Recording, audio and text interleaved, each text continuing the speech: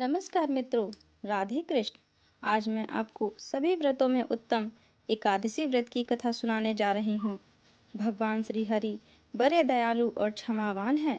श्रद्धा पूर्वक या विवश होकर भी यदि कोई उनका पूजन या एकादशी व्रत करता है तो वह उसे भी उत्तम फल प्रदान करते हैं।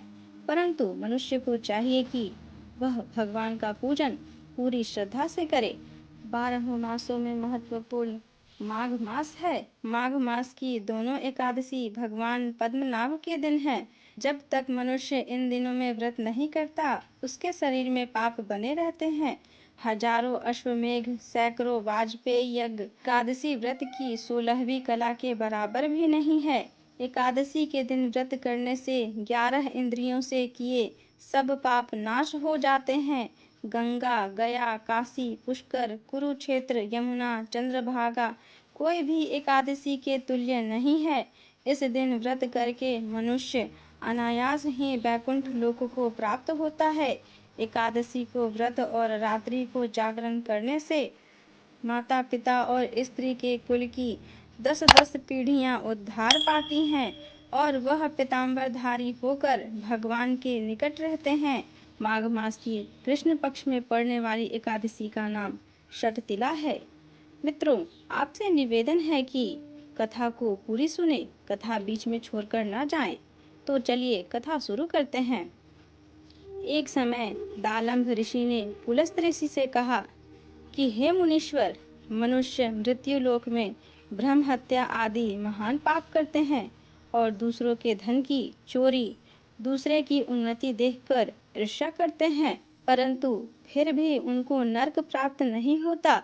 सो क्या कारण है? वह न जाने कौन सा अल्प दान या अल्प परिश्रम करते हैं जिससे उनके पाप नष्ट हो जाते हैं। यह सब आप कृपा पूर्वक कहिए। इस पर पुलस्त महात्मा बोले, मुनि, आपने मुझसे अत्यंत गंभीर प्रश्न पूछा है। इससे संसारी जनों को बहुत लाभ होगा। इसको इंद्र आदि देव भी नहीं जानते, परंतु मैं आपको यह गुप्त भेद अवश्य ही बताता हूँ। माघ मास के आने पर मनुष्य को स्नान आदि से शुद्ध रहना चाहिए और इंद्रियों को वश में करके तथा काम, क्रोध, मोह, लोभ, ईर्ष्या, अभिमान आदि का स्मरण नहीं करना चाहिए। उसको हाथ पैर धोकर पुष्प नक्षत्र में गोबर, कपास, तिल मिलाकर उपले बनाना चाहिए। उन कंडों से 108 बार हवन करके, और यदि उस दिन मूल नक्षत्र हो, द्वादशी हो तो नियम से रहे।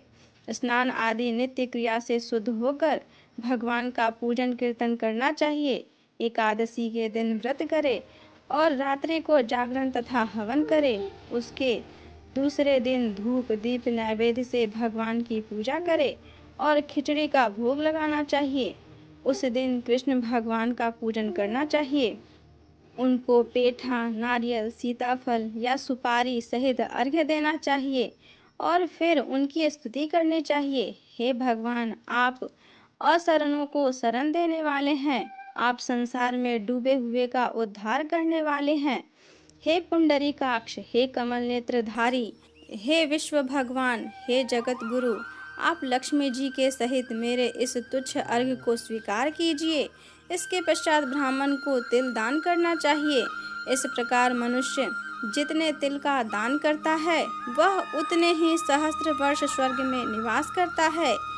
तिल स्नान, तिल का उबटन, तिलोदक, तिल का भोजन, तिल का दान, यह षटतिला कहलाती है। इससे अनेक प्रकार के पाप दूर हो जाते हैं। इस दिन नारद ऋषि बोले, हे भगवान, आपको नमस्कार है। षटतिला एकादशी को क्या पुण्य होता है और इसकी क्या कथा है, सो कृपा पूर्वक कहिए। श्री कृष्ण भगवान बोले, हे नारद, मैं तुमसे आंखों देखी सत्य घटना कहता हूँ, ध्यान पूर्वक सुनो। प्राचीन समय में मृत्यु लोक में एक ब्राह्मणी रहती थी। वह सदैव व्रत किया करती थी। एक समय वह 1 मास तक व्रत करती रही। से उसका शरीर अत्यंत दुर्बल हो गया।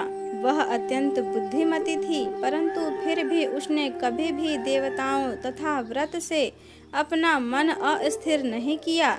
इस प्रकार मैंने सोचा कि ब्राह्मणी ने व्रत आदि से अपना शरीर शुद्ध कर लिया है, और इसको वैष्णव लोक भी मिल जाएगा, परंतु इसने कभी अन्नदान नहीं किया, इससे इसकी तृप्ति होना कठिन है। ऐसा सोचकर मैं मृत्यु लोक में गया और उस ब्राह्मणी से अन्न मांगा।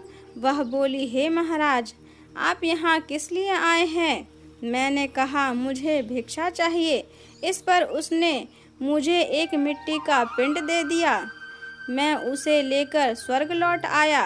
कुछ समय बीतने पर वह ब्राह्मणी भी शरीर त्याग कर स्वर्ग आई। मिट्टी पिंड के प्रभाव से उसे उस जगह एक आम वृक्ष सहित गृह मिला, परंतु उसने गृह को अन्य वस्तुओं से शून्य पाया। वह घबराई हुई मेरे पास आई और कहने लगी, हे भगवान, मैंने अनेकों व्रत आदि से आपकी पूजा की है, परंतु फिर भी मेरा घर वस्तुओं से रहित है, सो क्या कारण है?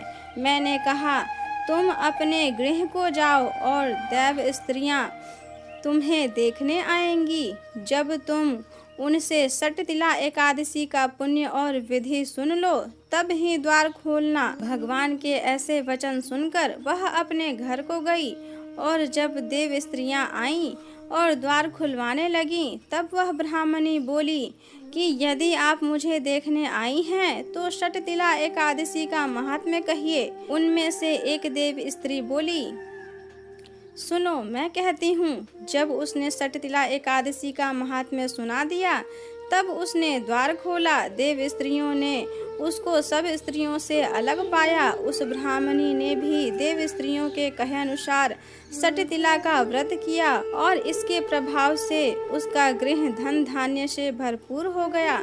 अतः मनुष्यों को मूर्खता त्याग कर षटतिला एकादशी का व्रत करना चाहिए। इससे मनुष्यों को जन्म जन्म में आरोग्यता प्राप्त हो जाती है। इस व्रत से मनुष्य के समस्त पाप नष्ट हो जाते हैं। इस प्रकार षटतिला एकादशी व्रत की कथा समाप्त हुई। ऐसे ही धार्मिक कथा सुनने के लिए मेरे वीडियो को लाइक करें, अपने दोस्तों के साथ शेयर करें तथा मेरे चैनल को सब्सक्राइब करें। धन्यवाद।